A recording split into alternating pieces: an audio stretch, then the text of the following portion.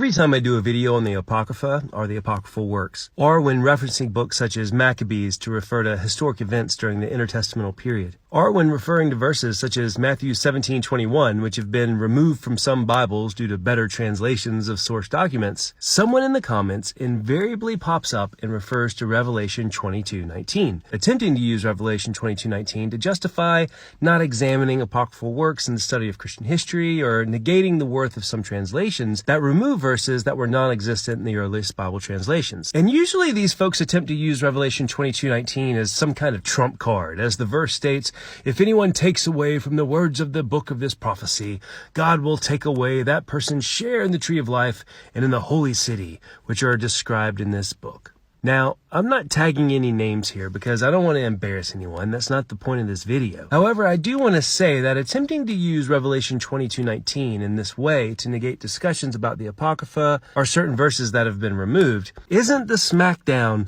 that you think it is. And it actually demonstrates a poor understanding of biblical history and biblical literacy, as Revelation 22:19 refers to that specific book, Revelation, and not the Bible as a whole. How do we know that Revelation 22:19 only refers to that specific book and not the Bible as a whole? Simple. When Revelation was written, the Bible hadn't been canonized yet and wouldn't be put together with Revelation as its final book for hundreds of years. When John penned the book of Revelation, there was no thought of it being included as the final book in a canonized New Testament. And also, John refers to Revelation as this book of prophecy. So here are the facts. Minus some very interesting early attempts, the Bible as we know it really didn't take shape until the Synod of Hippo in 393, followed by the Council of Carthage in 397, another Carthaginian council roughly 20 years later,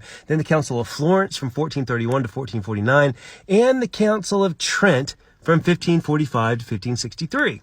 And the Greek Orthodox Bible didn't even take its current shape until 1672.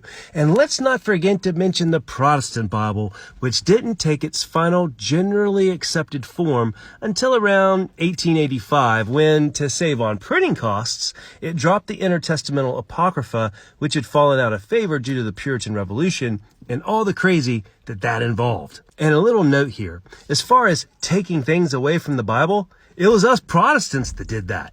Now, I'm not saying we shouldn't have done it, because there are some great arguments as to why Protestant reformers did what they did. But the facts are, it's the Protestants that took books out of the Bible, not the Catholics and not the Greek Orthodox. So in response to this information, some people will come back with, well, God knew what books would be in the Bible, so Revelation 22:19 can be used to apply to the whole Bible.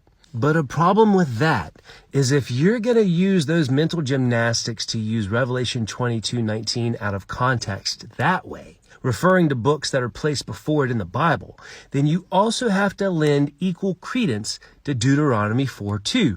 You shall not add to the word which I command you, nor take from it, that you may keep the commandments of the Lord your God which I command you. Now, when Deuteronomy was written, the New Testament was almost a millennia away. In fact, a good portion of the rest of the Hebrew Bible wasn't even in existence yet. So if you say Revelation 22:19 applies to the whole Bible which had not been assembled yet, then Deuteronomy has to apply to everything after it as well, which would negate the addition of the New Testament, which wouldn't exist until mad centuries later. So trying to use Revelation 22:19 that way just digs you a bigger hole. So to recap, Revelation 22:19 and the curse it mentions refers to the book of Revelation only, not the entirety of the Bible. And it's easy to see why. Now, I'm not saying we should be adding things or taking things from the Bible. Not what I'm saying, nor am I saying that things like the Apocrypha are canonical, because personally, I don't believe that. But that's me, personally. But what I am saying is that if you're gonna use Revelation 22:19 out of context and are applying it to the entire future assembling of a collection of works, then you also have to use Deuteronomy 4:2 in the same regard, which would literally prohibit the later addition of about half of the Old Testament, the Apocrypha, and all of the New Testament. And do you really want that? Probably not. So let's just accept the fact that different Christian faiths honor different books of the Bible as canonical, and they have valid reasons why. And let's also be honest enough to admit that some of the earliest Bibles don't have verses that other Bibles do, and they have their valid reasons why as well. But no matter what Bible you love best, our focus should be on loving the Lord our God with all our heart, soul, mind, and strength, and loving our neighbor as ourself. There's no other commandment greater than those. And that means even loving those that have different Bibles than you do.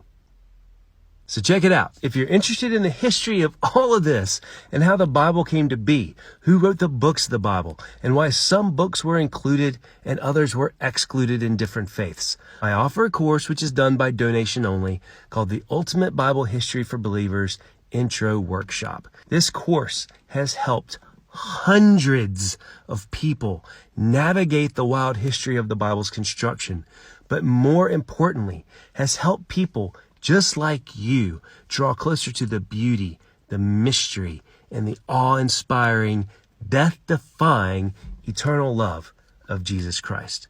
To sign up, check the profile, and I'll see you there. And until then, God bless.